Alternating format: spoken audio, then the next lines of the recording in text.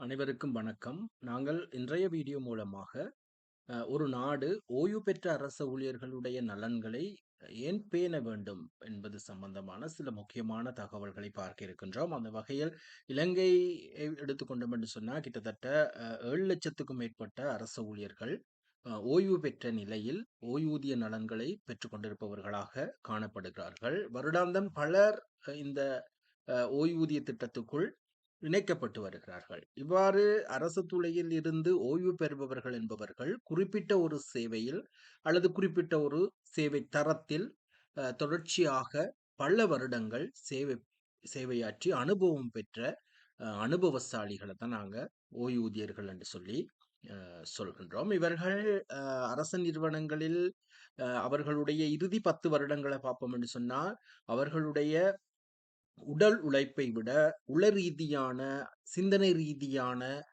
ஆற்றல்களை நிறுவனத்தினுடைய அபிவிருத்திக்காக, நாட்டினுடைய அபிவிருத்திக்காக பங்களிப்பு செய்தவர்களாக இருப்பார்கள். இவர்களுடைய நலன்களை அரசாங்கம் அல்லது அவர்கள் இருக்கின்ற குடும்பங்கள் வந்து இவர்களுடைய நலன்களை தொடர்ச்சியாக பேணி பாதுகாப்பதன் அவசியம் என்னவென்று கேட்டால், முக்கியமாக இவர்களும் மனித மூலதனமே. உங்களுக்கு தெரியும் ஒரு நாட்டினுடைய அபிவிருத்திக்கு மனித மூலதனம் பிரதானமான இடத்தை பெறும். பல உற்பத்தி காரணிகள் அல்லது வளங்கள் ஒரு நாட்டினுடைய அபிவிருத்திக்கு எந்த அளவு முக்கியமானதோ, அதுல அந்த வளங்கள்ல பிரதானமானது மனித மூலதனம். பொதுவாக பொருளாதார ரீதியான வளம் என்று சொல்வது 15 வயதுக்கு மேற்பட்ட அதே நேரம் 65 வயதுக்கு கீழ் இருக்கக்கூடியவர்களை நாங்க பொருளாதார வளம் என்று சொல்லுவோம். ஆனா விஞ்ஞான ரீதியாக ஒரு மனிதன் வந்து இறக்கும் தருவாய் வரை அவருடைய அனுபவங்களை நாட்டினுடைய சமூகத்தினுடைய அபிவிருத்திக்காக பயன்படுத்துகின்ற ஒரு நிலைமை காணப்படுகிறது. எனவே இலங்கையை பொறுத்தவரையில 60 வயதுல ஒருத்தர் ஓய்வு பெற்றாலும் கூட அங்கள ஒரு 5 வருடங்கள் வந்து அவர்கள் மனித மூலதனம் என்ற ஒரு நிலையில பொருளாதார ரீதியாக பார்க்கும்போது இருக்கிறார்கள்.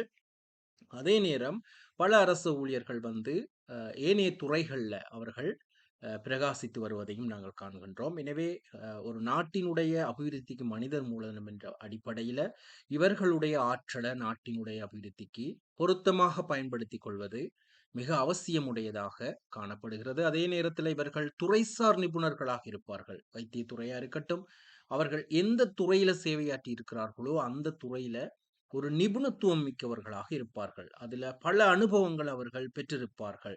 ஏனையோர்களை வழிகாட்டுவதற்கு அல்லது பிரச்சனைகளை தீர்த்து கொள்வதற்கு இவர்கள் அந்த துறையில நிபுணர்களாக காணப்படுவார்கள்.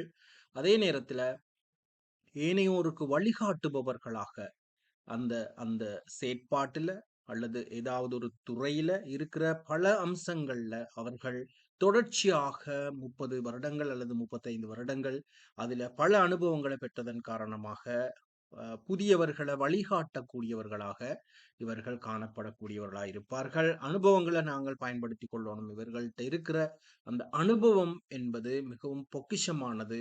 எனவே அவர்கள்ட்ட இருக்கிற அந்த அனுபவங்களை நிறுவனம் அல்லது குடும்பம் சரியாக பயன்படுத்திக் கொள்ளக்கூடியவாறான திட்டங்கள் வந்து இருப்பது அவசியமானது. அபிவிருத்தி அடைந்த நாடுகள்ல பொதுவாக இப்படியான நிபுணர்களுடைய சேவையை பொருத்தமாக பெற்றுக்கொள்வதற்குரிய கட்டமைப்புகள் காணப்படுகின்றன. இப்ப இலங்கை போன்ற நாடுகள்ல இந்த தொழில்நுட்பம், ஏஐ தொழில்நுட்பம் அல்லது புதியவர்களுடைய வருகை காரணமாக வந்து இந்த அனுபவங்களை வந்து முறையாக பயன்படுத்தப்படாத ஒரு சூழல் காணப்படுவதை நாங்கள் பார்க்கின்றோம். இந்த மனித மூலதனத்தை நாட்டினுடைய அபிவிருத்திக்கு பொருத்தமாக பயன்படுத்திக் கொள்ளுகின்ற போது இவர்களுடைய அனுபவத்துக்கு ஒரு பெருமதி அளிக்கப்படுகிறது. அதன் மூலமாக அவர்களுடைய நலன்களை அரசாங்கம் பேண வேண்டிய ஒரு தேவை காணப்படுகிறது. நாட்டின் அபிவிருத்திக்கு இந்த மனித மூலதனத்தை எவ்வாறு பயன்படுத்தலாம் என்பது சம்பந்தமாக அரசாங்கம் இதைவிட உயரிய திட்டங்களை பேணிக்கொள்ள அவசியமாகும். நலன்களை பேணுவதற்கு போதிய அளவு நிதி செய்வது அவசியமாகிறது. அதாவது இவர்கள் சிறந்த மனித மூலதனமாக தொடர்ச்சியாக இவர்களுடைய சேவையை பெற்றுக்கொள்ளுகின்ற போது அரசாங்கம் எவ்விதமான சிக்கலும் இல்லாமல் போதிய அளவு நிதியை இவர்களுக்கு ஒதுக்கக்கூடியதாக இருக்கும். நாட்டினுடைய அல்லது அவர்கள் சேவையாற்றிய நிறுவனத்தில் தொடர்ச்சியாக இவர்களுடைய இந்த ஆற்றல்களை அல்லது இவர்களுடைய அனுபவத்தை பொருத்தமாக பயன்படுத்திக் கொள்ளக்கூடியவாறான திட்டங்கள் காணப்படுமாக இருந்தால், இவர்களுடைய நலன்களை பேணிக் கொள்வதோடு, இவர்கள் உள ரீதியாகவும், சிந்தனை ரீதியாகவும் ஒரு சிறப்பான ஒரு நிலையை இவர்கள் அடைவார்கள் என்பதை நாங்கள் எங்களுடைய இந்த வீடியோ மூலமாக உங்களுக்கு அறியத் தருகின்றோம். எனவே ஓய்வு பெற்றிருக்கின்றவர்களே, உங்களுடைய ஆற்றல்களை நீங்கள் தொடர்ச்சியாக மேம்படுத்திக் கொள்ளுங்கள். உங்கள்ட்ட இருக்கக்கூடிய சாதாரணமாக தகவல் தொடர்பான தொழில்நுட்பம் போன்ற சாதனங்களில் ஒன்றை நீங்கள் பயன்படுத்திக் கொள்ளுதல், அல்லது உங்கள்ட்ட இருக்கின்ற ஏதாவது ஒரு திறமைகளை நீங்க எந்த துறையில் இருந்தீங்களோ அந்த துறை சார்ந்த விடயங்கள்ல புத்தகங்களை எழுதுறது. அதே நேரத்துல அ தொடர்புடைய நிறுவனங்களோடு இணைந்து செயற்படுவது.